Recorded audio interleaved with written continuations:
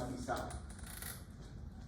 Y estos avances que ha habido en el manejo del shock hipovolémico traumático por hemorragia se ha visto en las grandes guerras, ¿no?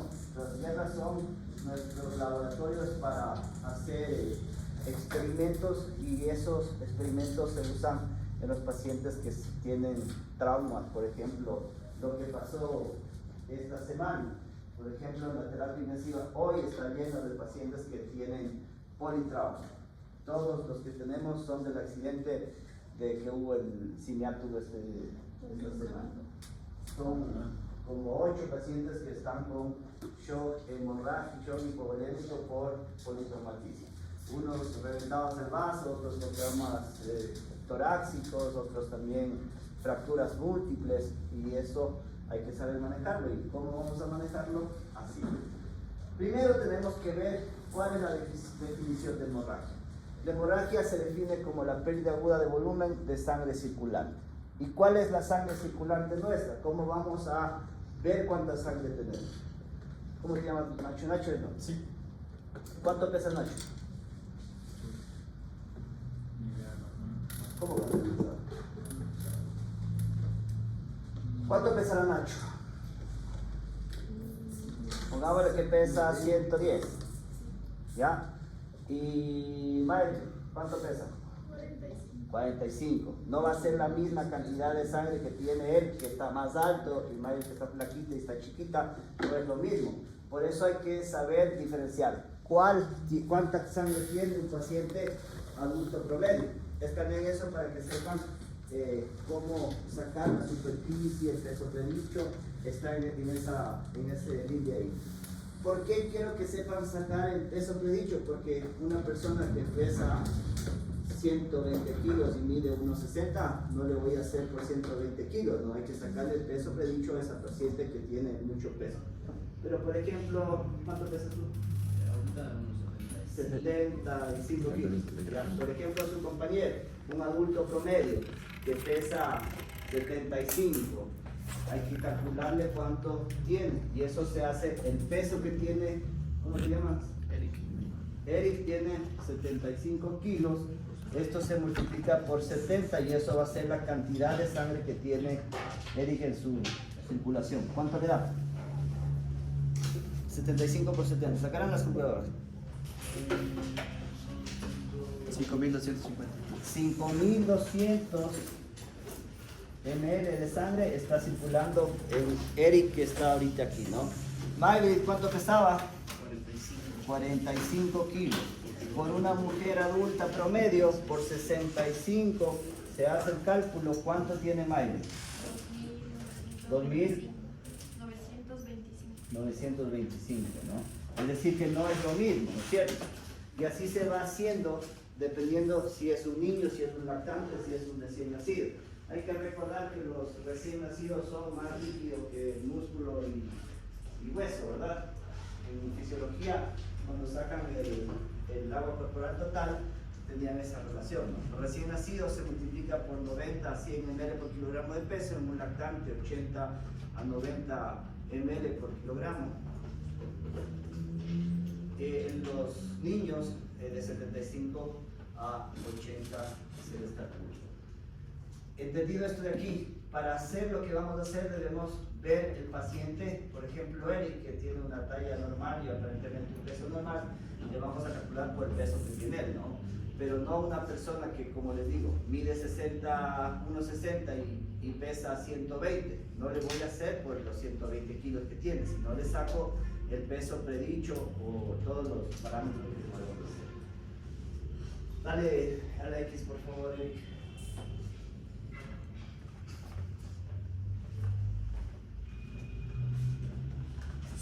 ¿Y qué hacemos? ¿Para qué hacemos todo lo que estamos manejando en la parte del shock hipovolémico para evitar esta variada mortal? La hipoperfusión, que se manifiesta por hipotermia, la acidosis, y lo que mata al paciente que está con un shock hipovolémico de origen hemorrágico es la coagulopatía, ¿sí? La clasificación fisiopatológica o fisiológica está basada en signos clínicos. La clasificación fisiológica de la hemorragia, esta va a tener 4 grados, ¿no? Esta es una herramienta útil para estimar el porcentaje de pérdida de sangre, pero no así para ver la evolución. Y para eso tenemos herramientas. La herramienta que más se usa es de la ATLS, la de trauma, ¿no? Este ATLS nos va a dar diferentes variables y se le clasifica al paciente en 4 estadios: grado 1, grado 2, grado 3, grado 4, dependiente de las variables que tenga el paciente, ¿no es cierto? Como ya sabemos cuánto tiene Eric, cuánto tiene Maybrit de sangre, vamos a calcular. Por ejemplo, si viene accidentado el Eric, que tenía 5.900, ¿no? 5.900 y Maybrit 2.920. Bueno, hagámosle, ¿cuál es el 15% de esto? ¿Cómo se saca el 15% para ver si el Eric y el Maybrit están aquí? Una regla de 3. Si 5.900 desde el 100%, ¿cuánto será el 15%? 787. Ya. En el grado 1, fíjense que las variables que tiene el paciente no van a estar modificándose, ni la frecuencia cardíaca, ni la presión arterial, ni la presión de pulso. Este es un parámetro más que vamos a empezar a usar. La presión de pulso es simplemente la resta de la sistólica y la diastólica, y ese es un valor de hipoperfusión. La frecuencia respiratoria en el grado 1 no se altera, el gasto urinario todavía no se altera, la escala de Glasgow, la conciencia no se altera, el déficit de base todavía no está muy alterado, de 0 a 2 es normal. Y la necesidad de productos sanguíneos aquí en el grado 1, cuando hay una pérdida, en Eric, ¿de cuánto salía el 15%? 787. 787 es del 15%. Y de Maybrit, 431, es decir que es poco, ¿no? 15%. Y así vayan sacándole, 30, 40 y más de 40, 50 acá. ¿Cuánto es el 30% de 5.900? ¿Cuánto es el 30% de 2.920? El 30% es 1.770. 1.770. De Maybrit. De Maybrit era 2.920, ¿no? ¿Sí? El 30%. Es 870. 870 es el 30%. ¿El 40? 2.360. 2.360. Maybrit.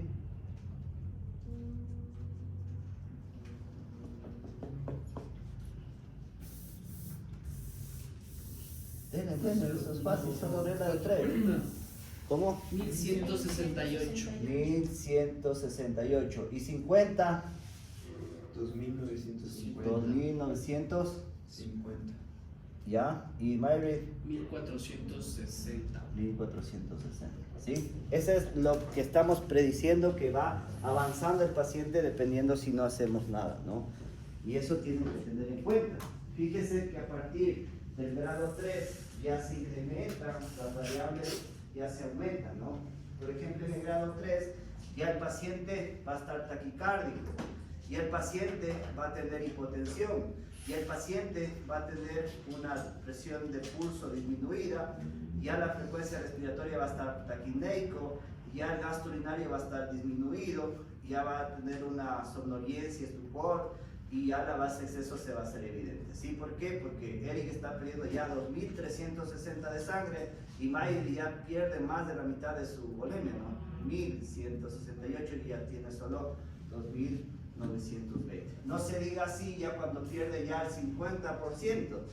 Ya hay una marcada taquicardia, hay hipotensión ya marcada, hay una presión de pulso muy disminuida, la frecuencia respiratoria ya está muy taquipneico, ya va a estar anúrico, ya va a estar estuporoso, comatoso, y ya la base de exceso va a ser muy negativa, ¿no? Menos 10, menos 12, menos 15.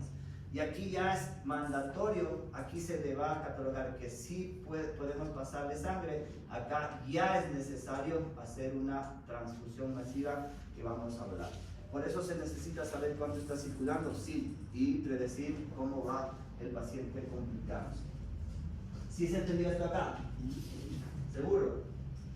Entonces a tu paciente que llegó amputado el brazo, ¿con cuántos concentradores de glóbulos rojos le pasaron sangre? Me habían pasado 3 concentrados de glóbulos rojos. ¿En qué grado de ATLS estaría tu paciente? En un grado 4. Grado 4, ¿cierto? Ya es una transfusión amplia, masiva. Dale, por favor, a Alexis. ¿Sí está entendido esto? Verán que ya hicimos dos ejemplos, dos pacientes diferentes, uno que tiene un precio normal y otro que está un precio más bajito, ¿no? Esta es una de las herramientas, es una de las variables que podemos usar. Otras que son también bien validadas. Este TASH es un score validado específicamente en Europa, es hecho en Alemania, pero usan toda Europa. Este también tiene variables. ¿Quién abrió ya? Ya. Vamos, dale las variables, vamos poniéndole. Lee. Ya. Sexo masculino o femenino. Femenino. ¿Cómo se llama? Evelyn. Fractura de pelvis no estable, inestable. Inestable. Fractura de fémur no cerrada, abierta y o desplazada. No. Líquido libre intraabdominal ausente, presente. Presente. Frecuencia cardíaca igual o menor de 120 por minuto, mayor que 120 por minuto. Mayor de 120. Presión arterial sistólica menor a 100, de 100 a 119 o igual o mayor a 120. Menor de 100.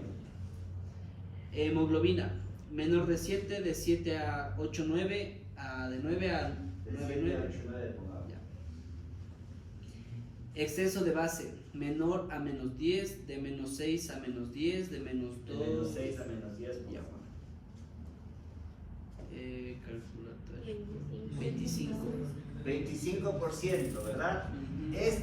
Esta score, el TASH, cuando ya hay un 18% para abajo, es decir, 19, como ya 25, este paciente ya no debemos esperar más, debemos no darle cristaloides, sino ya empezar con concentrados de glóbulos rojos. Este es el objetivo, ¿no? Para el manejo de una transfusión masiva, porque ella, por esa fractura de pelvis que está abierta, está perdiendo bastante sangre y se está chocando. Mayor de 25, disculpe. Mayor de 18. Como mayor a 18, ya el 50% de los pacientes necesitan una transfusión masiva. Esto es para transfusión masiva, ¿no? Otro predictor es este que está acá, el ABC score. Ahora ni calculemos para que tengan un valor de referencia. Aquí también hay variables. Las variables que vamos a usar en el ABC es si hay o no ecofaz positivo, la presión sistólica, la frecuencia cardíaca y si hay o no una lesión penetrante. Calculemos, vamos, lea. Lea. Trauma penetrante. Sí, pongámosle que sí. Frecuencia cardíaca menor a 120 o mayor o igual a 120. Mayor a 120, pongamos. Tensión arterial sistólica mayor que 90 o menor o igual que 90. Menor de 90. Ecofaz positivo o negativo. Positivo. En todo. 4. Mayor de 3 puntos, este score ya tiene, menor de 2, mayor de 2, perdón, ya tiene sensibilidad, ¿sí? Si ustedes hacen este score rapidito, o el TASH o la TLS, ustedes ya pueden encasillar a sus pacientes si el paciente con hipovolemia o shock hemorrágico puede complicarse aún más, ¿sí? Para eso son estas herramientas que les doy. Así como cuando vimos síndrome coronario agudo con relación del ST, había el Piriquimbal, el Timby, el Grace, el Cruzade, todos son predictores para ver si el paciente se va a complicar o no. Estos predictores que les presento son para esto, ¿no?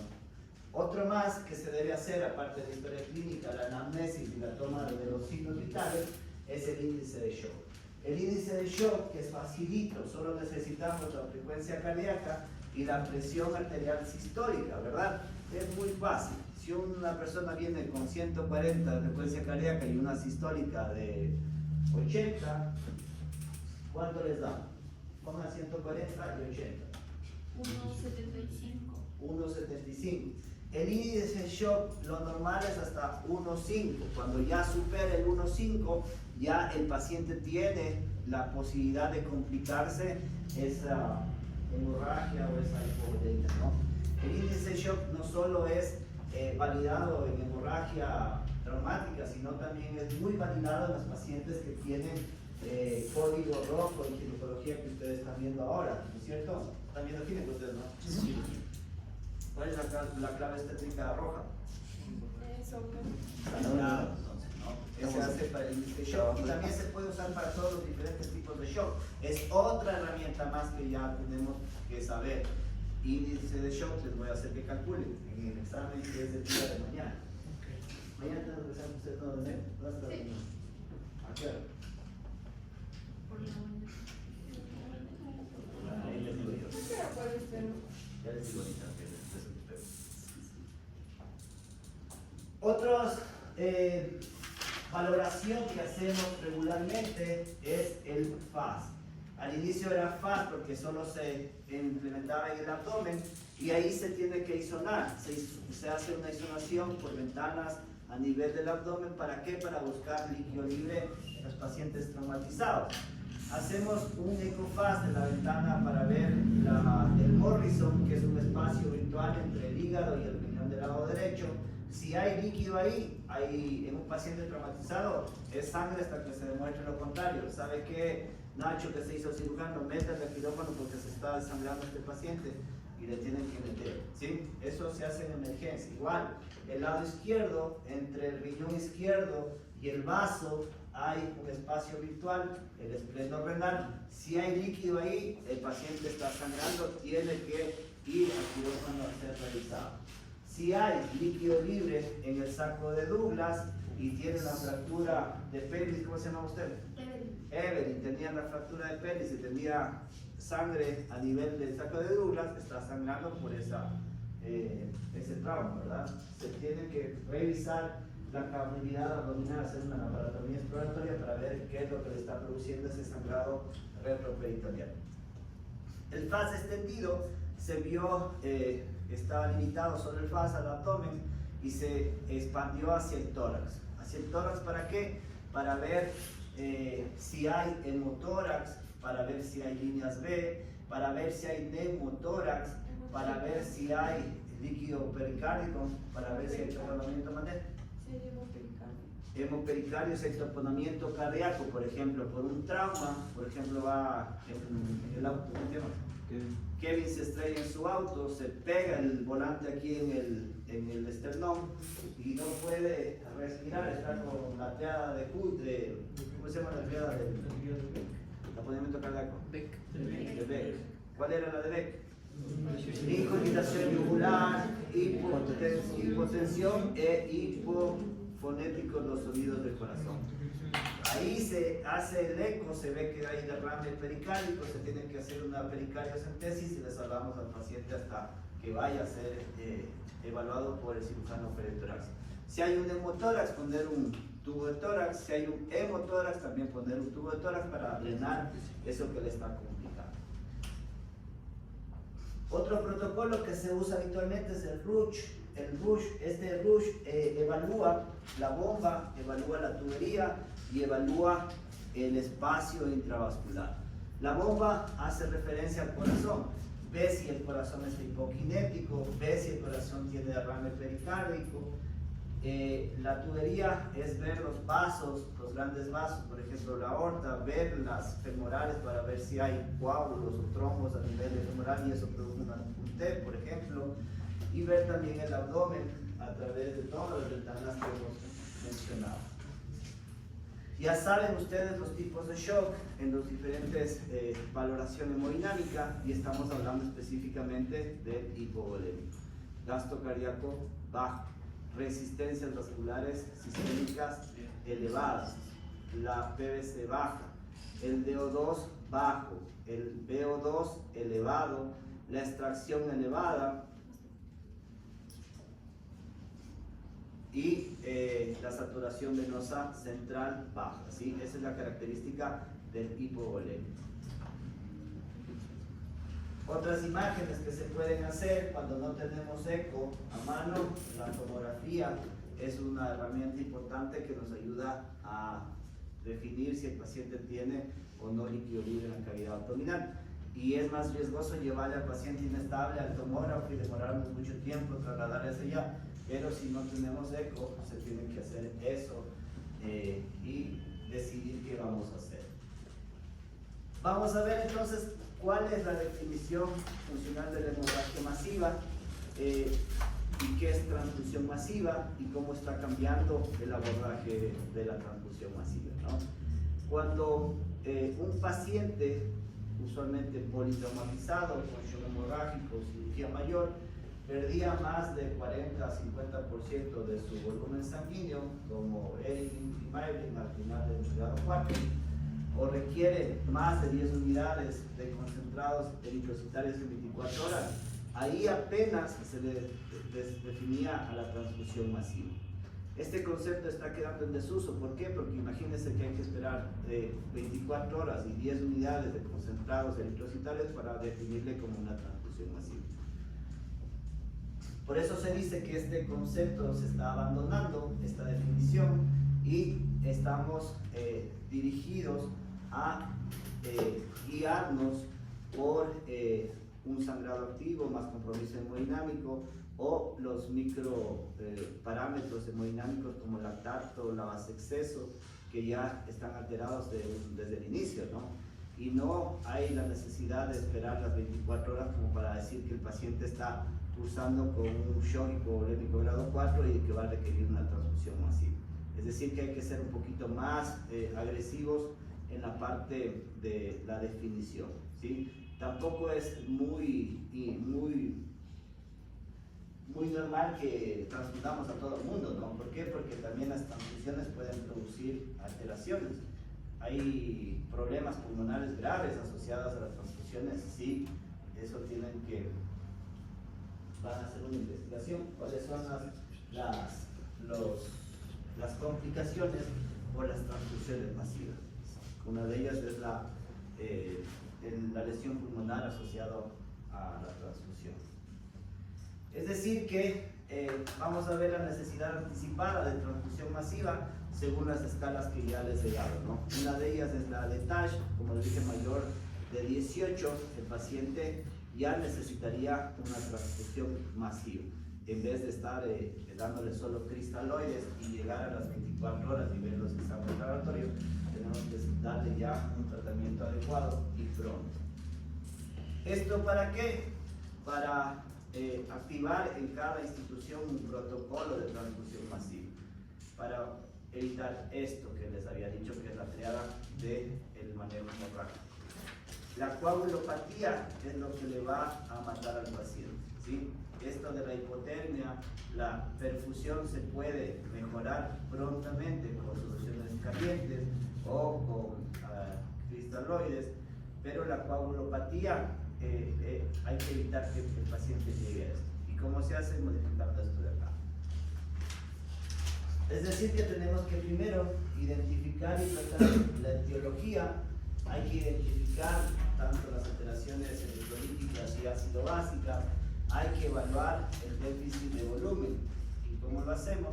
A través de los protocolos que les acabo de mencionar, de todas esas escalas que tenemos que hacer prontamente para definir si el paciente está en un shock hipovolémico por hemorragia y tratarlo lo más pronto posible. ¿Cuáles son las medidas iniciales?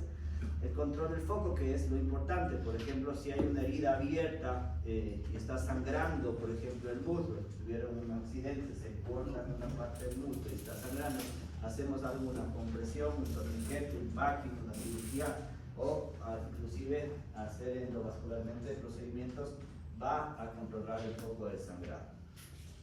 Si necesitamos, por lo general, sí, una vía aérea, la oxigenación adecuada para mantener al paciente con un adecuado aporte de oxígeno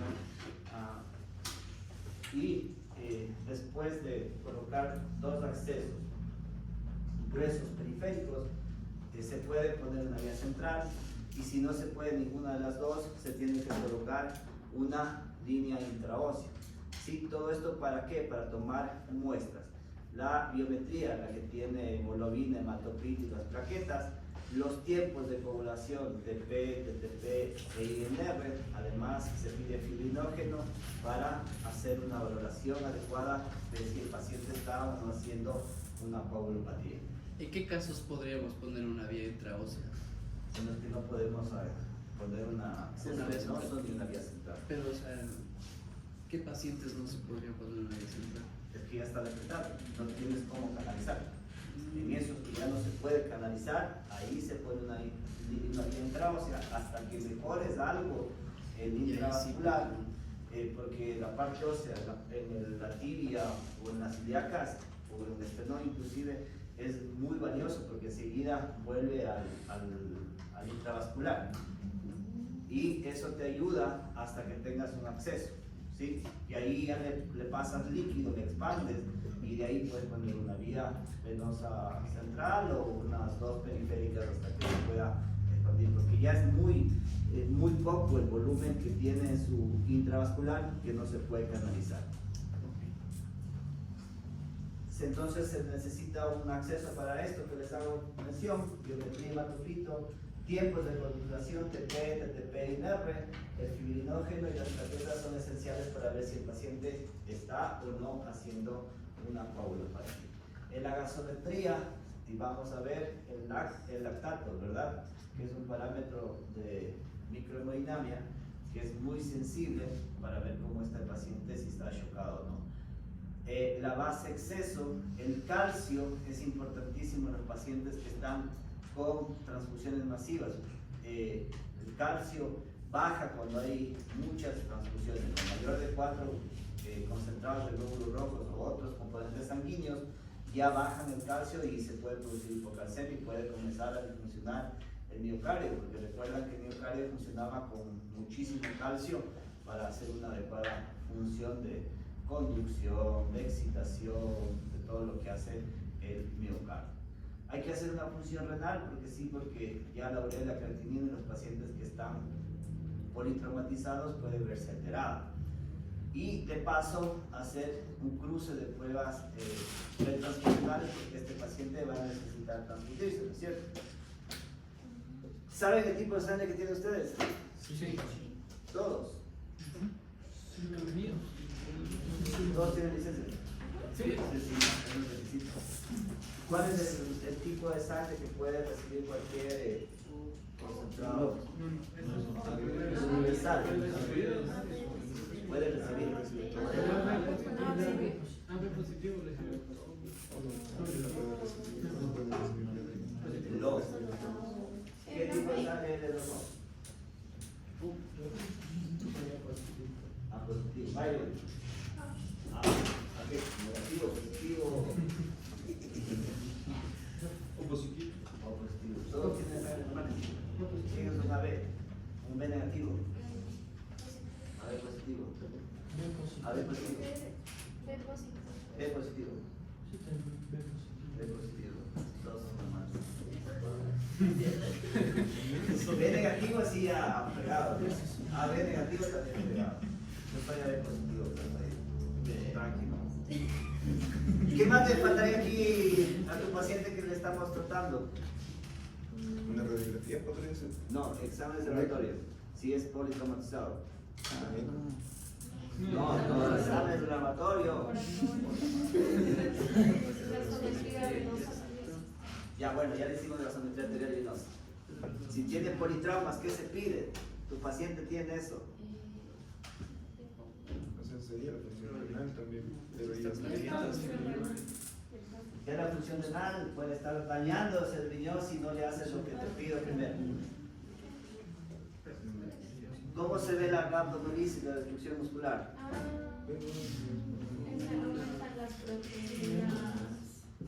Se puede ver las proteínas del nivel. La CPK o CK se pide cuando hay una destrucción del músculo. Todos los pacientes que están ahorita en la UCI, toditos tienen rhabdomiolisis. ¿Y la rhabdomiolisis qué hace? Destruye el músculo para... Destruye el músculo. Esa destrucción del músculo se acumula en los túbulos renales y hacen disfunción renal. Hacen microalbuminuria, hacen obstrucción después de los túbulos renales y hacen insuficiencia renal. Es decir, que en estos politraumatizados es esencial pedir CK para poder ver si el paciente tiene o no tiene rhabdomiolisis, ¿sí? Si va a tener o no va a tener rhabdomiolisis. Esto se ve en los grandes traumatizados, ¿no? si le cae, por ejemplo, yo qué sé, en la pierna, está con aplastamiento, de ley va a ser la abdominalisis. Y el manejo de la abdominalisis, ¿cuál es? ¿Cómo se llama? ¿Cómo te llamas, loco? Sí, a dormir no vas a estar noche, No, a mí no me tocó de ver. ¿Cuál tiene el paciente de dentista Matza? Yo tengo el paciente de 28 años de la moto. El que se vuelve el brazo. ¿Cuál es? El que está volado la piel. También es el mismo. Ya pues está Ya colgado le de ese. cortaron la pierna. No, Ya tiene historia. sí tiene, pero ya dijo que bueno. Bien, sí. Es que sí hizo pedazos de esa pierna. El peso es así todo como 20 pedazos de ladrillo, con eso como 20 Y la pedazos. rodilla ya no tenía ni ligamento. Solo está colgando por los tutores. ¿Qué hicieron para verlo? Ese es tu paciente, loco. ¿Cuáles son las medidas que después de hacer las medidas iniciales tenemos que hacer? El siguiente paso es la monitorización continua, ¿no? Presión arterial, frecuencia cardíaca, saturación, diuresis, lactato, lavas exceso, seriados para ver si estamos bien por el camino de la perfusión, si estamos hidratando adecuadamente o no. Y la temperatura es muy importante en estos pacientes. La temperatura menos de 35 grados, es decir, hacia hipotermia, puede precipitar la coagulopatía. El objetivo principal de los pacientes que están con politraumatismo es evitar la hipotermia, mantener una temperatura mayor de 35 con sistemas de calentamiento de fluidos o mantas térmicas, eso es de entrada. ¿Por qué? Porque si no, vamos a ver después que cuando hay hipotermia hace daño hepático, el daño hepático lleva a disfunción de los tiempos de coagulación y a disfunción de las plaquetas y de las proteínas. El control del calcio, como ya les dije, la reposición frecuente en el contexto del citrato que tiene para mantener, cuando ustedes donan, esas bolsas tienen altísimo citrato y eso hace que en nuestro cuerpo hagamos hipocalcemia. Ahí hay que estar vigilando el calcio iónico para mantenerlo dentro de lo normal. ¿Y para qué? Para prevenir la hipotermia, la acidosis y la coagulopatía, la triada mortal que les había dicho. La temperatura, ya les digo, esto puede traer complicaciones, disminución del metabolismo hepático, disminución de la producción de los motores de coagulación, disfunción plaquetaria, inhibición de las reacciones enzimáticas de la cascada de coagulación, y las medidas principales son el calentamiento, como ya vimos acá, con calentamiento de fluidos externos o las mantas térmicas.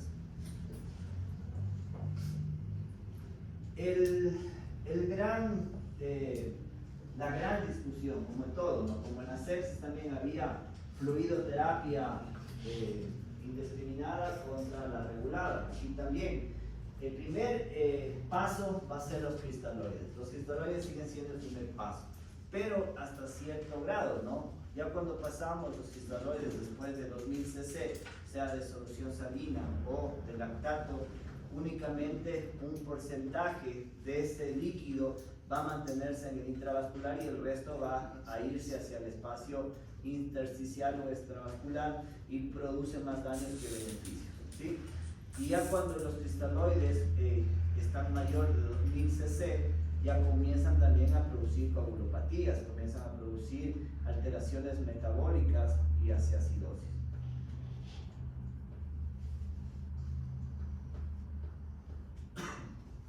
Los coloides ya prácticamente ya ni se los usa, pero sí los hemoderivados, ¿no? Y ahí está la controversia con los marcadores que tenemos, el TASH, el ATLS, el ABC, el índice SHOC. Ya no vamos a necesitar tantos cristaloides, sino vamos a irnos por los hemoderivados. ¿Y cómo vamos a valorar esto? Por objetivos, ¿no? Primero, corrección de daños. Es lo primerito que deberíamos hacer, ¿no? Mantener una tensión arterial sistólica entre 80 y 90 y una tan permisiva de hipotensión.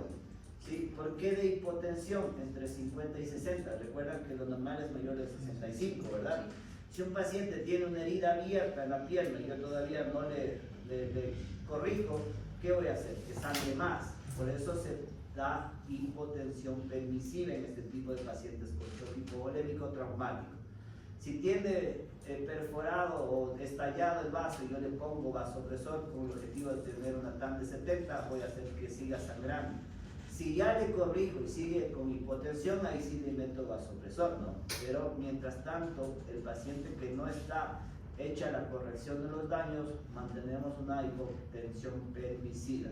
No así en los pacientes que tienen un traumatismo craneoencefálico severo. En ellos sí, por sí, mantenemos una tensión arterial media mayor de 80 milímetros de mercurio. ¿Por qué? Porque necesitamos una adecuada perfusión cerebral, ¿sí? Y eso se obtiene manteniendo una tensión arterial media de 80 milímetros de mercurio. Si ya no cumple objetivos y ya tenemos una tensión arterial media de 40, de 30, ahí sí de ley fluidoterapia y vasopresores hasta conseguirme los concentrados y mandarle al paciente al quirófano a solucionar el problema. Los glóbulos rojos, ¿cómo tenemos que transfundir? Hay objetivos, ¿no? Si el paciente tiene una hemoglobina muy baja, el objetivo es mantener la hemoglobina entre 7 y 9, ¿sí? Si por ejemplo, ¿cómo te llamabas por favor? Eric perdió en el 50%, ¿cuánto perdió? Como 2000 y algo así. 2000. Bueno, hagamos de cuenta que llega con hemoglobina de 5.2. 11.800. ¿Cuál sería el objetivo del Eric? Estar entre 7 y 9, ¿no es cierto? ¿Cuántos gramos sube un concentrado de hemoglobina de sangre? ¿Cuánto era? No sé. Era 7. No, era un 5. Era un 5.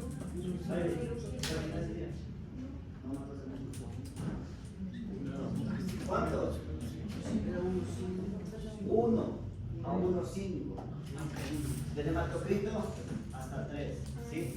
Es decir, que cada glóbulo rojo en Eric va a subir 1, máximo 1,5, pero hagamos de 1. ¿Cuántos glóbulos rojos le transfundimos al Eric? Para llevarle a 9.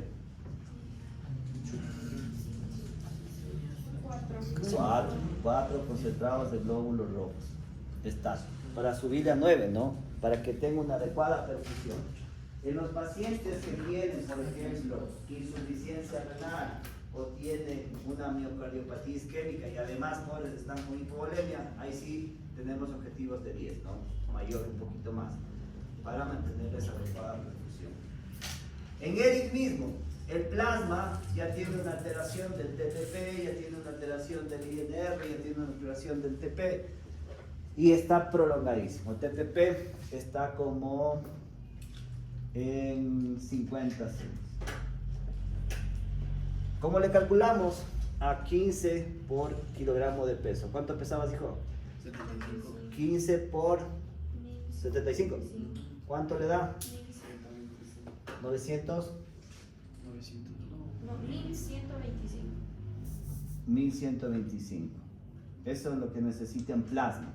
Cada plasma más o menos tiene 250, es decir que le vamos a poner también 4 plasmas. Plaquetas, ¿cómo le vamos a pasar si las plaquetas de Eric están en 80.000?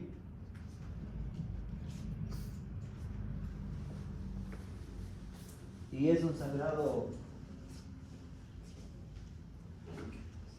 es un trauma craneoencefálico severo.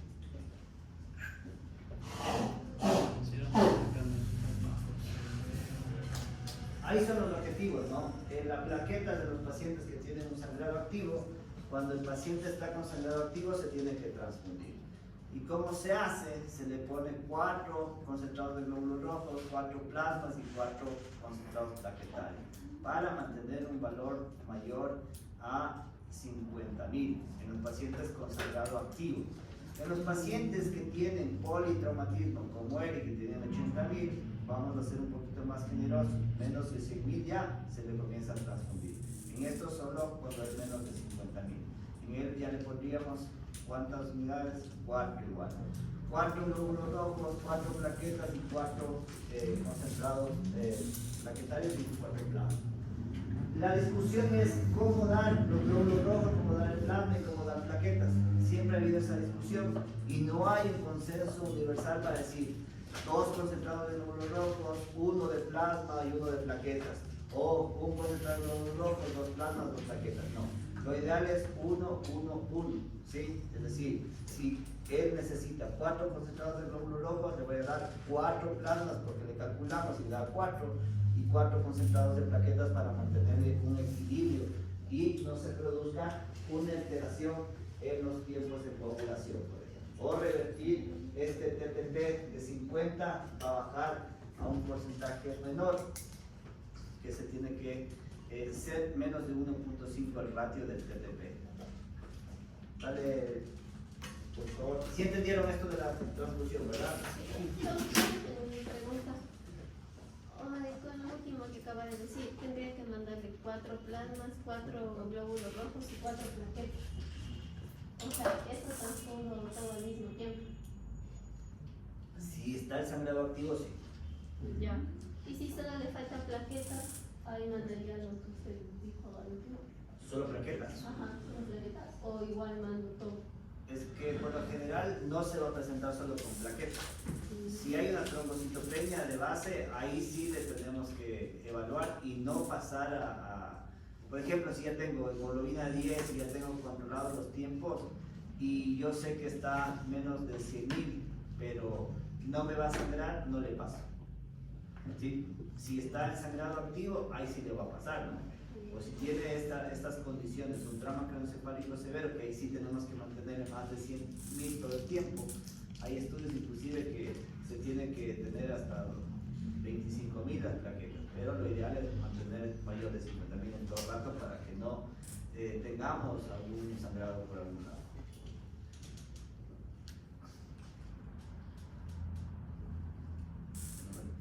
Ya dañaste.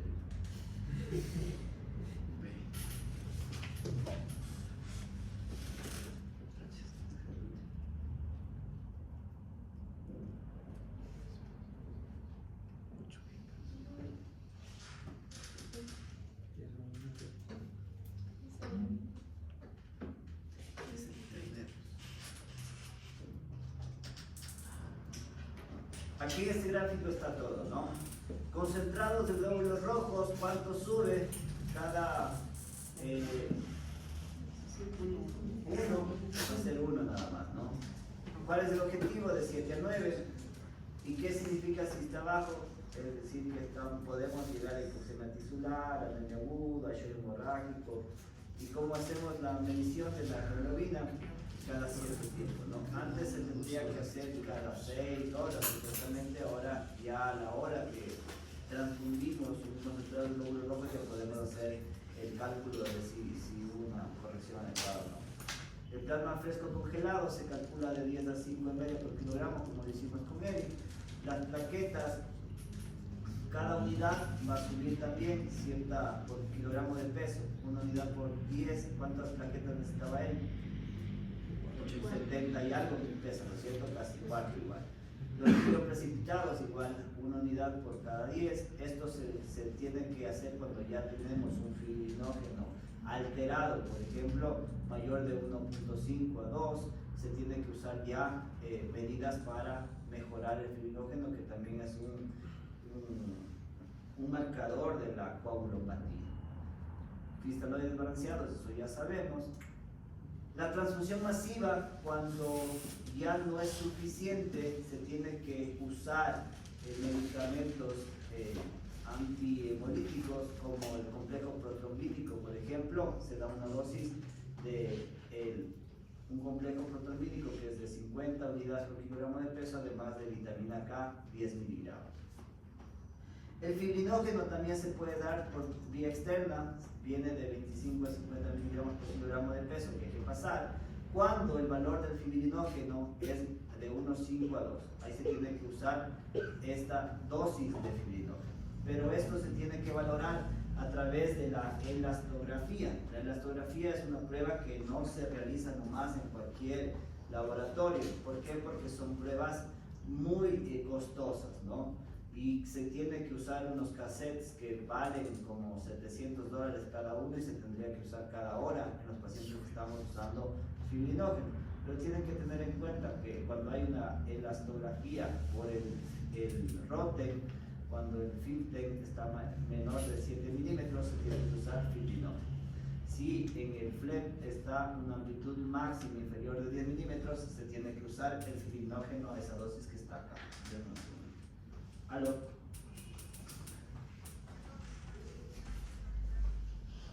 Doctor. Ah, no,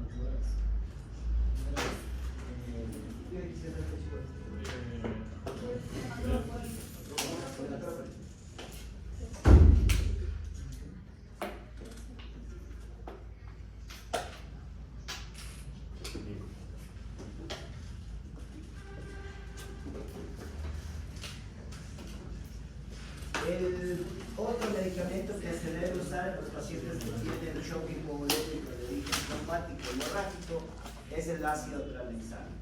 El ácido tranexámico, la dosis de inicio de carga es 1 gramo, eso se pasa en 10 ml stat, pero cuando tenemos la sospecha que el paciente sigue sangrando, tenemos otra segunda dosis de 1 gramo IV diluido en 100 cc y eso tiene que pasarse en 8 horas. Esa es la dosis que se tiene que usar para el buen ácido tranexámico. El ácido tranexámico es muy bueno en los traumatismos, pero no es bueno cuando hay un sangrado digestivo por úlceras, por ejemplo. Ahí no se puede utilizar, no tiene beneficio, no hay un beneficio visto con el ácido tranexámico. Cuando ya tenemos un paciente que está politraumatizado y sabemos que tiene alteraciones de factores de la población como yo que sé, hemofilia, déficit congénito del factor 7, los diferentes tipos de alteraciones, se tienen que usar los factores de población. Por ejemplo, el 7A se da una dosis de 90 unidades por kilogramo de peso cada 2 horas en el paciente con todas estas alteraciones, ¿no? Hemofilia A o B, déficit congénito del factor 7, hemofilia adquirida o la trombastemia de Glasgow. Desmopresina en dosis de 0.3 microgramos por kilogramo en sangrados con la enfermedad de von Willebrand. El calcio iónico, cuando es menor de 0.9 milimoles, se tiene que corregir para mantener un calcio iónico normal. Y la tromboprofilaxis mecánica y farmacológica son lo que necesitamos usar así en secuencia, ¿no? Esta es la tabla de resumen de lo que ya les dije. El fibrinógeno, dosis de 30 a 50 miligramos por kilogramo de peso, o 2 a 4 gramos en adulto, cuando el fibrinógeno está mayor de 1.5 a 2. El complejo protrombínico más la vitamina K, 25 a 50 unidades por kilogramo, para normatizar el índice, el INR, ¿no? Cuando los pacientes, por ejemplo, están con anticoagulantes, ¿cuáles movían el INR? ¿Cuáles? La warfarina y el cilintrón, por ejemplo, movilizan el INR. Los pacientes que deben estar anticoagulados. ¿Cuánto es la anticoagulación del INR en un paciente con FA? 5 miligramos. Anticoagulado, el INR de un paciente con FA.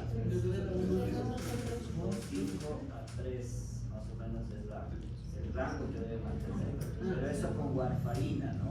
¿Cuál era la única patología que se da warfarina ahora? Que no van los nuevos anticoagulantes orales. La FA de origen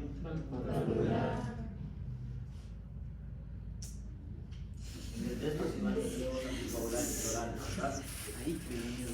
El ácido tranexámico, ya les digo, 1 gramo en polvo y luego 1 gramo en 8 horas. Y el calcio iónico, 1 a 2 gramos cada 4 a 6 unidades de sangre que le hayamos pasado, ¿no? Es decir, que ya si tiene, como Eric, 4 unidades, le voy a poner igual 2 gramos de gluconato de calcio para mantener el calcio, porque ese citrato que tiene para mantener la sangre fiable va a hacer que hagamos hipocalcemia. Es decir, el objetivo es mantener un calcio iónico mayor de 1.1. ¿Y cómo vamos a evaluar cuando el paciente está en el otro lado? Ya nos fuimos hacia el otro lado, le pusimos 2000 de solución salina o de lactato, le pasamos 4 concentrados de glóbulos rojos, 4 plasmas, 4 plaquetas, y ahora el paciente está con sobrecarga. Hacemos estos protocolos, el protocolo FALS y el protocolo VEXUS. El protocolo VEXUS hace relación a la vena cava inferior. Van a medir primero la vena cava inferior. Cuando la vena cava inferior ya mide más de 2 milímetros, se avanza a los otros parámetros del protocolo GLU, que son estos de acá, que van a inferir en la vena hepática, en la vena porta y en las arterias renales si el paciente está en los diferentes tipos de sobrecarga. Hay un grado que es normal, una congestión moderada o una congestión severa según el protocolo VEXUS. El FALS hace referencia a las líneas que se ven en el ecopulmón. En el ecopulmón se ven cuando ya hay sobrecarga de líquidos o cuando hay edema agudo de pulmón o cuando hay una neumonía. Los alveolos se llenan de líquido y se ven estas líneas B, que son como cometas, colas de cometa, que van a empezar acá en la pleura y van a descender, ¿sí? Eso no es normal. El pulmón aerado no tiene estas líneas, sino solo líneas A. Ahora ya volvió el eco a la UCI, por eso no. Ustedes decimos mucho de eso, ¿no? Sí, Ya no sé cómo. Pero ya tenemos la mano. Así se maneja el shock hipovolémico de tipo hemorrágico. ¿Alguna duda, pregunta hasta acá? Sí, doctor, una pregunta. En el protocolo VEXUS, ¿qué medía? O sea, medía la vena, o sea, el ecodoppler en la vena porta, en la hepática y en la... Pero si la cava, primero mide la cava. Si la cava mide más de 2 milímetros, avanzas al protocolo a hacer hepática, porta y renal. Con ustedes simulé qué caso, con el de shock hipovolémico mismo. Sí. O séptico. No era hipovolémico Era compensado. una paciente que Borra eso, pon una hojita ahí en blanco, o la pizarra, no sé. femenina de 18 años, Era hipovolémico compensado. Hipovolémico era, ¿no? Sí. abdomen en tabla. Bueno, vamos a hacer otro, ya hemos simulado el hipovolémico. Vamos a hacer un caso clínico. Quédate ahí, Eric, vean si estás ahí, amable. Nacho, pásame tu brazo ahí. Puedes pensar el brazo tú de Nacho.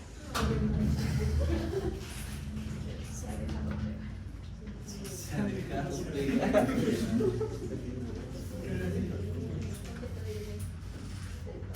Vamos, todos sacamos sus calculadoras porque vamos a calcular todo lo que les va a tomar mañana. Si no, aprenden hoy y aprenden nunca.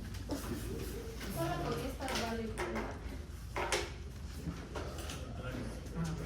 Masculino de 54 años. Antecedentes patológicos. ¿De cuántos años? 54. Hipertensión arterial y diabetes mellitus tipo 2, que no me sirve para nada.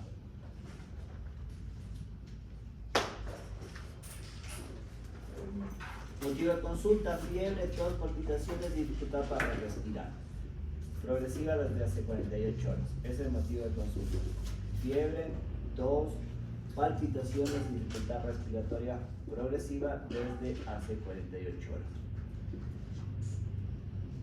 Historia de la enfermedad actual: paciente refiere cuadro clínico de 48 horas de evolución que se inicia con alza térmica de 39,2, tos purulenta, malestar general y se suman las palpitaciones por la fiebre. No, eso, solo eso escuchen nomás. Evoluciona con disnea progresiva, mareo, extremidades frías, sudoración profusa y palpitaciones. Acude a emergencia por deterioro del estado general y la esposa le lleva por ese deterioro, ¿no? Porque si no, no le llevaba apoyo. Datos generales antropométricos. Ya. 1,70 de talla y pesa 70 kilos. ¿Cuál es el área de superficie corporal? Lo primerito que deben calcular. Tensión arterial sistólica de 83 con diastólica de 38. ¿Cuál es la tensión arterial media? Esa es la que tienen que calcular. Frecuencia cardíaca de 132, frecuencia respiratoria de 32, temperatura 39,1, saturando 90% del ambiente, 90. Glasgow de 12/15, tiempo de llenado capilar de 4 segundos y las extremidades frías y ya tienen moteado de 2 crucecitas. Hemorragia por grado 2. El examen físico general, paciente somnoliento, mal perfundido, hipotenso, con estertores crepitantes de ambos campos pulmonares, ruidos R1, R2 rítmicos, taquicárdicos, ya, hasta aquí estamos en los datos, ¿verdad? No te perdiste nada.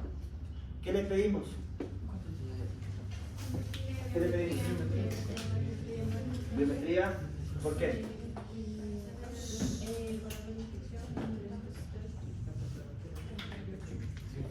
Leucocitos, pongámosle que tiene 21.000. Neutrófilos de 91%. Tiene plaquetas de 89.000. Tiene hemoglobina de 12. Tiene hematocrito de 36. ¿Qué más le pide aparte de la De 36. Gasometría arterial y venosa. Y aparte de la gasometría arterial y venosa, que piense alguna cosa infecciosa, ¿qué debe pedir? PCR y procalcitonina. PCR de 32 y proca de 16. Gasometría arterial. ¿Cuánto dijo la procalcitonina? 16. pH de la gasometría arterial 7,32. PCO2 de la gasometría arterial 30. PO2 de 65. Bicarbonato de 15. Base exceso de -10. Lactato de 4,8 en la gasometría. ¿4.8? En la gasometría arterial. Gasometría venosa. pH de 7,28. Presión venosa de CO2 de 58.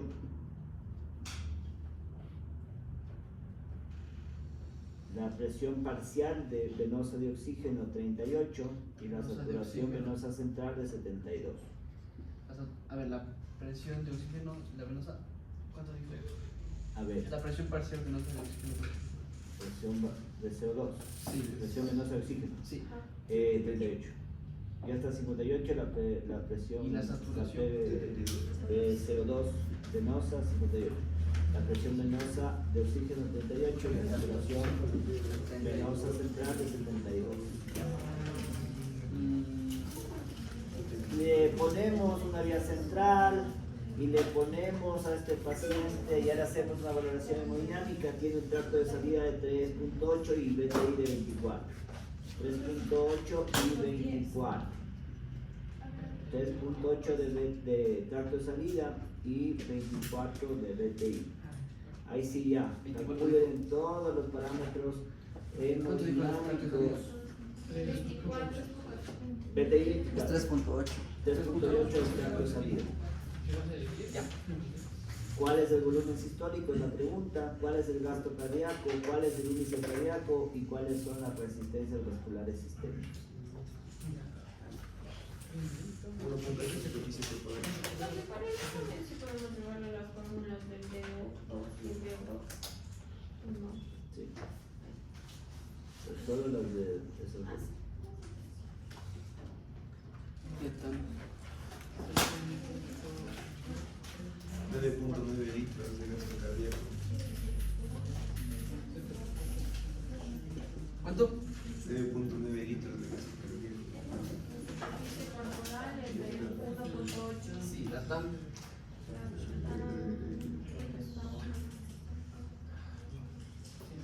Calcúlale, loco, calcúlale, ahí tienes. Una pregunta. Tienen que calcularme el índice de shock, la presión de pulso que vimos hoy. 53 de tensión arterial. ¿Qué pasó? Dígame. El gasto cardíaco, ¿qué fórmula nos va a salvar al final? ¿La frecuencia por el volumen sistólico o la de 3.14 por la BTI por la frecuencia? Ese es el volumen sistólico. Gasto cardíaco es volumen por frecuencia, como dices. ¿Qué? El volumen sistólico se saca por el tracto y por el BTI. No, sí, pero el gasto cardíaco 3.14 por el BTI, No, por frecuencia la cardíaca frecuencia por volumen cardíaca. sistólico. Volumen sistólico se saca BTI por 3.14. En Ujú. este caso no es 3.14, Es sino que medimos 3.8. Ahí está mal, el gasto cardíaco es 12.038 ml que equivale a 12 litros. Yo tampoco entendí. A ver, la fórmula del gasto cardíaco es frecuencia cardíaca por volumen sistólico. Y el Volumen sistólico no se saca por 3.14 por gasto cardíaco, sino es el volumen sistólico. Es 3.14. Volumen sistólico. BTI. Volumen sistólico es SBI. el BTI, que es el índice de velocidad-tiempo que hicimos ese día en el hospital, por el tracto de salida del ventrículo izquierdo. Ya les di los dos valores. Les di el tracto y les di el BTI. Ya, Solo sí, multiplican. 3.8 por 24 es el volumen sistólico. 91 minutos.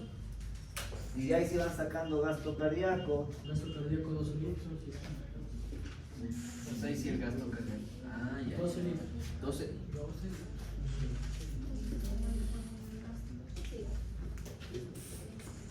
No tenemos la PVC. Ah, sí. 6. No, 6. Ya.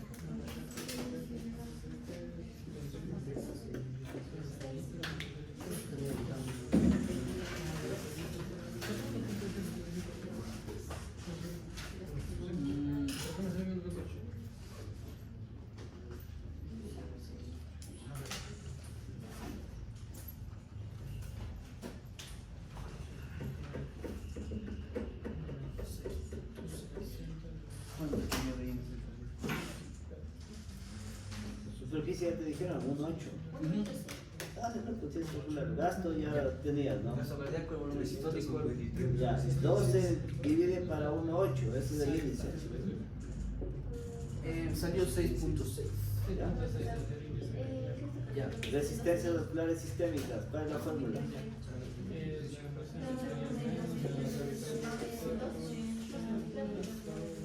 Menos la PVC. TAP menos PVC por 80 sobre gasto cardíaco. La receta la hago indexada.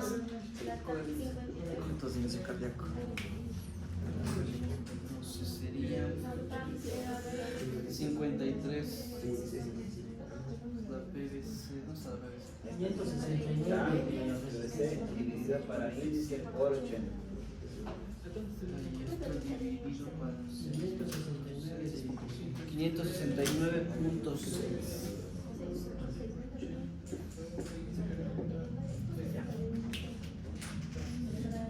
Brian, ¿qué haces, loco? Ven acá. ¿Qué estás haciendo? Ven a calcular. Vente acá adelante. Te duele, estás en todo menos menos.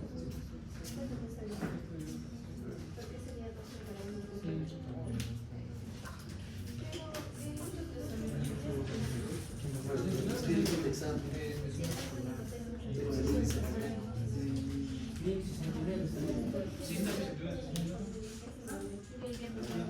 569. No, indexado sobre la fórmula del índice. ¿Qué estaba haciendo? No estaba terminando justo. Indexado sobre la resistencia vascular, pero necesitaba calcular. ¿Qué más falta? Ya está. ¿Qué más falta?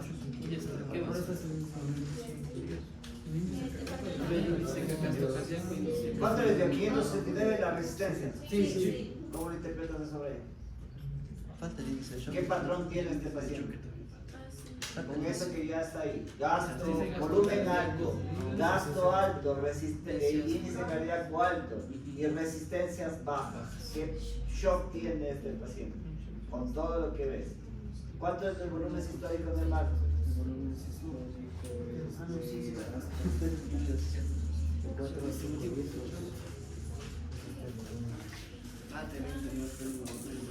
¿Cómo vas a dar el saldo?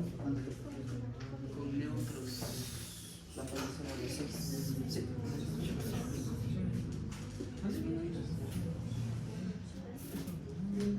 ¿Cuánto es el valor del volumen histórico normal?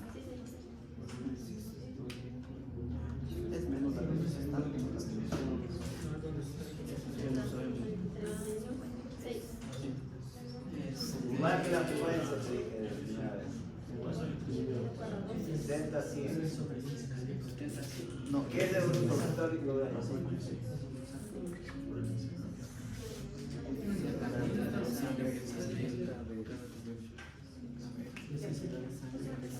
Ay, pero Dios. Si es que haces el Esta es a ver, hasta aquí estamos, verán. Este paciente que viene con fiebre, que viene con tos, que viene con flema, 54 años, solo es hipertenso y solo es diabético, ¿qué tipo de shock tiene con todo esto? Es un shock séptico. ¿De qué origen? Pulmonar. ¿Qué causa? ¿Qué neumonía es? NAC, una NAC, neumonía de la comunidad. ¿Ya? Ahí le podemos sacar, ¿qué score le sacábamos? QSOFA, Muse, el Muse. Ya, entonces todo eso pueden ustedes ya sacar. En este caso, si les pongo este caso mañana, tienen que ponerle nombre y apellido. Con este parámetro que ves aquí es un parámetro hemodinámico hiperdinamico, ¿no? Lo normal de esto es de 60 a 100, esto está normal.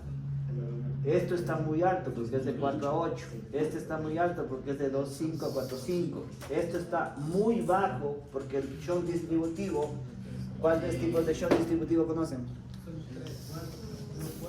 séptico, anafiláctico, endocrino y Trauma medular. Neurogénico. ¿Sí? El metabólico puede ser por tormenta tiroidea o por disfunción de la suprarrenal. Es decir, que tiene ese patrón.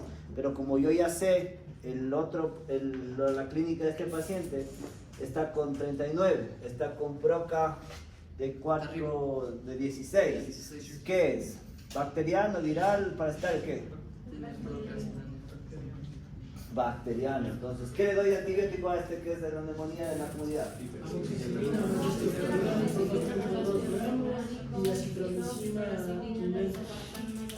Ya, claritro, antiacitro, porque es de la comunidad y debemos cubrir otros gérmenes más patológicos. Si fuera neumonía a la ventilación o a la hospitalero sería diferente.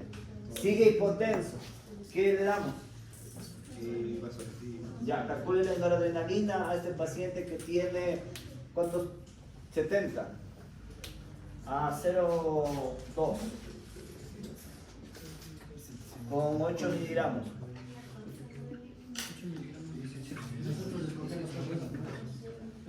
¿8 miligramos a 0,2 microgramos minuto? ¿Cómo les ponen qué? A 0,2. Pues hay un poco de los apoyos de 8 miligramos ya les metí en la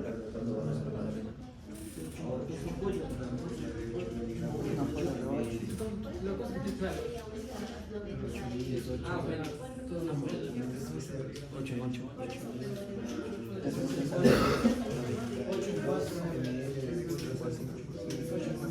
8 y 4. 4 ml tiene. 4, una polla de 8 tiene 4 ml. Vas a ponerle 92 con 8 miligramos. 92 con 96. Ah, si tienes dos ampollas de 4 es 8. Bueno, no importa, no le importa la dilución, sino lo que van a calcular. Entonces sí puede ser.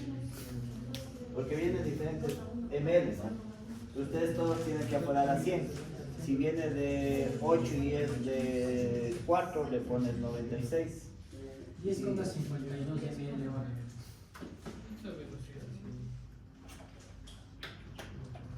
No mejora, está en 2 horas. Subimos a 3. ¿Cuál era el otro paso ahí con los pasos? Antes del abasto, ya hasta 4 horas. Teníamos que agregarle Código de zona, 200, como ustedes quieran, 50, 100 cada 12 o en infusión continua. Y ahí sí, si ya no sube, vasopresina. Dobutamina solo damos en este paciente cuando hace depresión miocárdica y el gasto cardíaco comienza a bajar, es decir, que ya no está hiperdinámico, sino comenzó a chocarse. Gasto cardíaco de 2, índice cardíaco de 1, ahí le damos dobutamina. Pero así tienen que ponerme así escéptico, verán, depende del foco que les pongo. Pero calculamos DO2 y extracción. con todo y dosis. DO2 y extracción. Dale, Todo en el examen con todo y dosis que debemos dar al paciente. Pero ¿y cómo ustedes no mejoran así la extracción? Acá está Ryan, aquí va tu compañero. Dale, ahí le dictamos.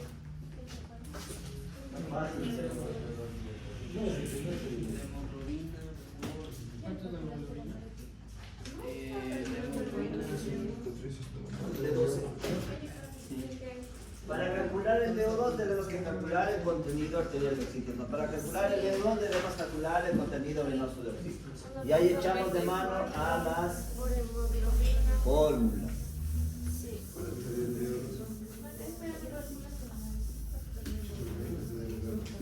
A ver, contenido arterial de oxígeno. Contenido arterial de O2. Este era 1.34 por hemoglobina por saturación. Más paréntesis 0.0031 por PO2.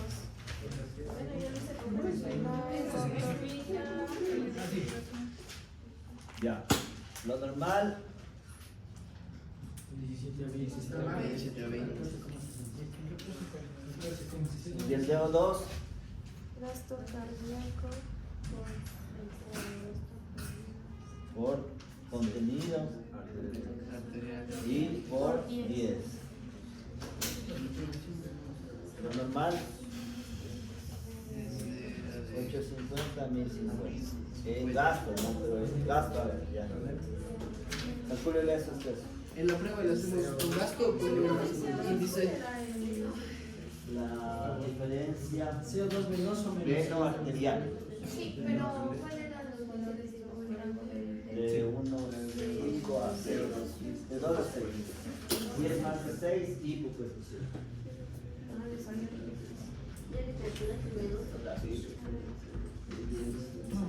Y la extracción.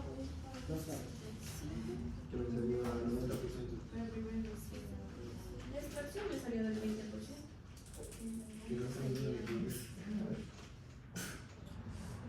Es el DO2 sobre DO2, pero no el DO2.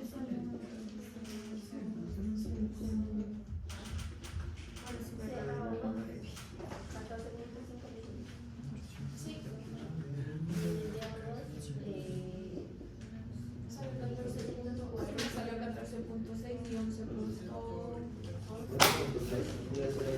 ¿Cuánto me salió? Salió 11.6 y 14.8 el CO2.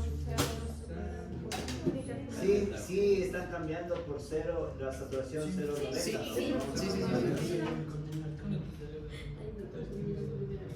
¿Cuánto le salió?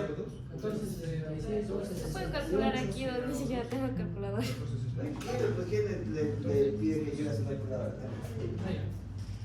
¿Cuánto te salió de DO? ¿Cuánto salió de DO? Háganlo acá si quiere. Hasta. ¿Cómo le borramos?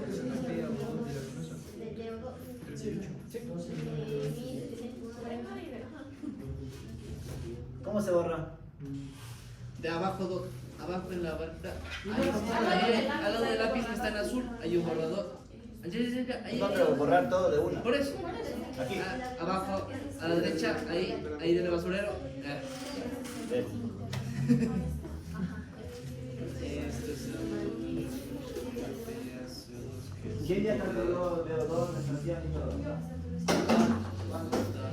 Del DO2 sale 1776, del VO2 sale 384, de extracción sale un 20% y del carbón ¿Cuánto te salió de venta de CO2? Índice de shock. Delta 10. Índice de shock. La diferencia, la presión del pulso. 10 del beta de CO2. Venoso. Es el ¿Cuánto te salió? Que 58 menos 30. 58 menos 30 es 28. Es el PBO2 menos el PCO2. No, CO2 menos. Son CO2, diferencia de. Ah, de los dos CO2. Sí, diferencia veno-arterial de CO2.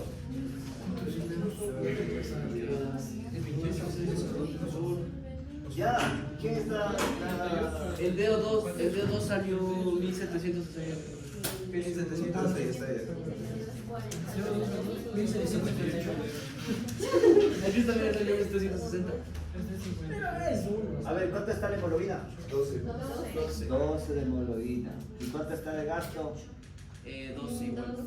12. ¿Y la saturación? La arterial de. Ah, no. Punto 90. Y está ahí también, ¿no? Ujú. Este es el verdadero shock hiperdinámico, ¿no? Este es el primer paso del shock séptico. Así se presenta, como que está todo normal, pero está impotencia. Pero tiene las resistencias muy bajas. Le damos vasopresor, le damos vasopresina, le damos hidrocortisona, le damos el antibiótico. ¿Qué, aparte de la PROCA y el PCR, qué otros exámenes de decía que tenemos que tomar? Cultivo de secreción. Cultivos, esa es la respuesta.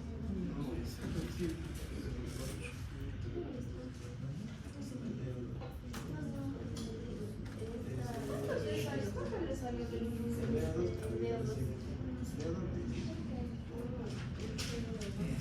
Descanso, frecuencia, 132, intención arterial de 83.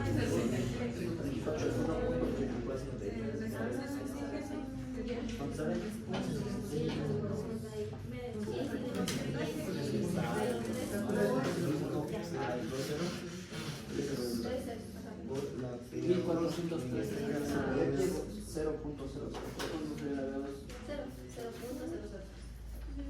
¿Ya tienen todo? ¿Ya sacaron VO2 de extracción y todo? Ponga ahí en la pizarra el VO2, el contenido arterial venoso, el VO2 y la extracción. Dígale. El DO2 sale 1776. 1776.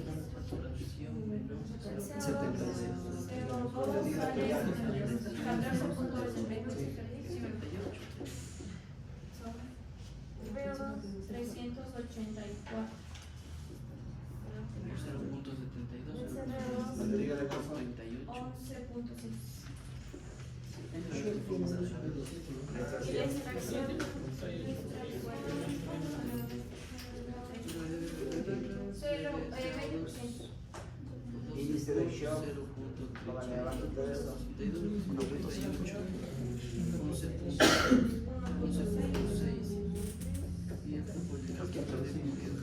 Ya.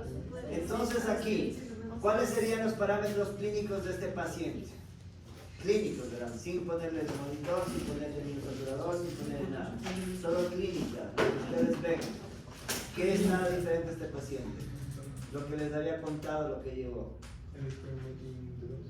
La piel, es decir, la piel, ¿no es cierto? La piel, el estado de El conciencia. estado de conciencia, ya se puso sonriente, por eso le llevó la esposa. Ajá. Y ya si está manejado la diuresis, también debería estar oligúrico. El llenado capilar también. Es que ya está la piel, esa es la que y el llenado capilar está más de 4. Ya tenemos las 3 ventanas que están tomadas en la parte clínica. Eso tiene que identificar en el examen, parte clínica. La parte hemodinámica, ¿cómo la interpretan? Desde la TAM 53 baja, ¿cierto? Volumen sistólico normal, gasto cardíaco alto, índice cardíaco alto y las resistencias vasculares sistémicas bajas. Ahí sí los diferentes tipos de shock distributivo, pero como tenemos la clínica, es un shock séptico de origen pulmonar por una neumonía en la comunidad posiblemente bacteriano por el PCR y la procalcitonina, los leucocitos altos, los neutrófilos altos, ¿no? Está cruzando prácticamente con el concepto de sepsis. ¿Cuál es el concepto de sepsis? Era todo presión arterial media baja que necesita el uso de los opresores para tener una La respuesta desregulada era el shock séptico y ya es que necesites vasopresor y necesites otras cosas para mantener la cama. Ya, entonces ya sabemos la parte de cómo diferenciar los tipos de shock en la parte hemodinámica, la macro. La microhemodinamia, ¿qué nomás está alterado desde la gasometría? ¿Qué le ven? ¿Qué les dije? pH desde el inicio, pH hacia acidosis, hipoperfusión. Bicarbonato hacia acidosis, hacia abajo, hipoperfusión. Base exceso muy negativa hacia hipoperfusión. El lactato, por ende, ya estamos en una fase anaeróbica, está en 4-8, está hipoperfundido. Ya tenemos solo en la gasometría un montón. En la gasometría venosa tenemos la saturación venosa central. ¿Cuál era lo normal de la saturación venosa central? 70, 80, esa es la saturación venosa mixta, la 65 a 70. Si está normal, pero aquí en el hipodinámico al inicio está normal. ¿Sí? Si estuviera bajo, hipoperfusión, la saturación venosa central. Ya tenemos todos esos de la gasometría. Sacamos la diferencia veno-arterial del CO2. El delta de CO2 está en 28, ¿no es cierto? Lo normal es hasta 6. Está hipoperfundido este paciente ya por todos los lados que le damos. Si somos más minuciosos, le sacamos un DO2 de 1775, está transportando bastante, pero por la hemodinámica, ¿no? No es que ya comienza a decaer y comienza a hacer un gasto cardíaco bajo. El contenido arterial de oxígeno está bajo, está 17 a 20 de lo normal.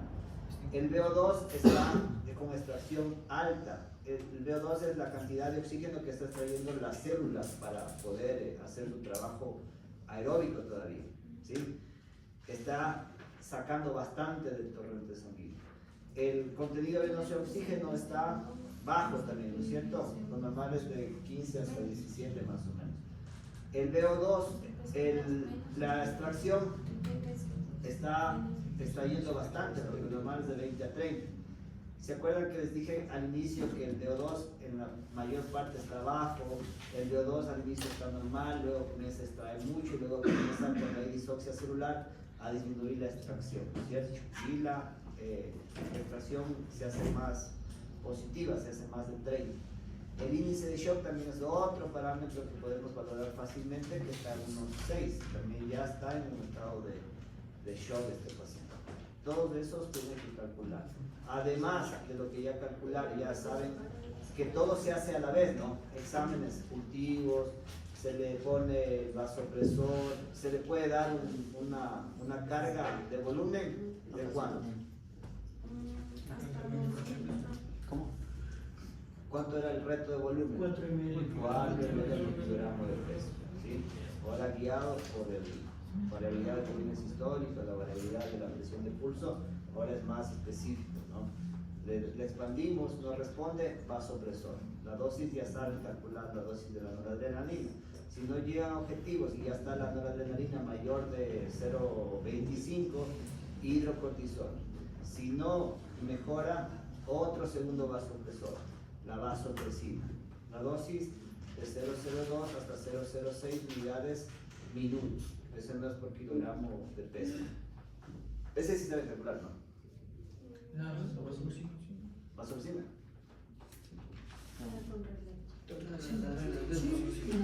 Vaya, no se haga lo que vamos. Me ve y hace una vez. Más oficina. A 006. A 006. Dosis doble.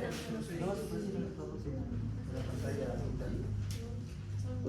con 4 unidades, con 40 unidades. En 12 mil.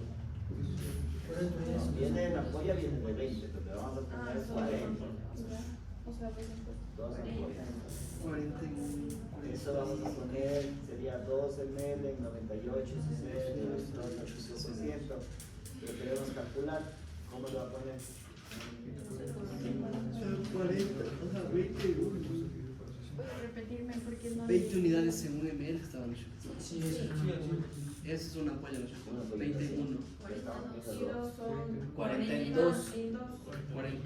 40 unidades en 12 ml. Ajá, más 98 en de dos, solución. no en 12, En 2. Cada pollita tiene solo 1 ml.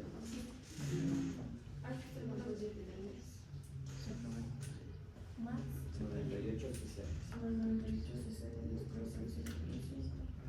Ahí sería Al 5%. 40.000 en 100 para 60. Ya. sería 40 en 5. ¿Cómo le hace? 40.000 ¿Cómo hay que ejecutar? 45. Es que esto es unidades. Tenemos que saber la cantidad. Aforar 100. Eso se divide para 40. Está la 40 unidades. 40 dividido por 5. 0.4. 0.4. Y eso para 60.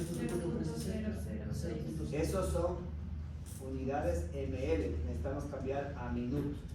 Por eso se hace divide para 60. Por los 60 minutos de la hora. Eso divide para 60. Sí. Igual 0.006. Es. No. Hasta ahí se debería calcular el 3. Es que era 0.006 en 1 ml. ¿Cuánto se me Claro, sale lo mismo. Ya, y hagamos entonces la fórmula por- Justamente, sí.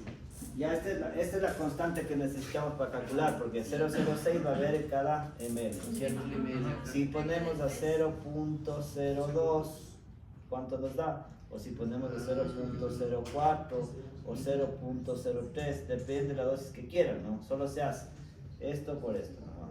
¿Ya? Ujú. 0.02 por 1 dividido para 0.06. 0.04 por 1 dividido para 0.006 ml, claro. Claro. ¿Cuántos ml pasar en ml horas. ml horas? Este ya es ml horas. O puede ser dos, depende de lo que tú quieras. No, pero igual si quieres hacer solo con una ampolla es 20 dividido para 10 y le da 0.2. ¿Ya? ¿Entendieron? Entonces, ¿cuánto le sale? Yo no tengo la calculadora. ¿Cuánto le va a poner? 004. 003. 003.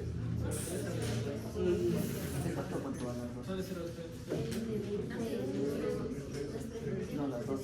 003. Es por 1 dividido por 5 para 5 ml. 5 ml.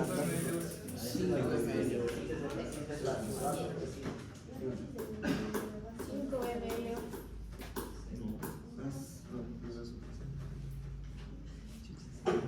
¿Ya? ¿Alguna duda de todo esto que han visto? Verán que tienen que calcular clínico, hemodinámico y microhemodinámico. Eso es lo que va a pedir. Y cualquier tipo de shock que vea, si usted ya sabe cardiogénico, puede entrar cardiogénico también. Va a pedir un examen. Ya, Listo, mañana nos vemos. bueno. Ahí está tiene mi lista. Desde las 2 a las 2. Mañana no tiene nada. No, sí, mañana a las 2 tenemos examen. A ver, mañana tengo examen los de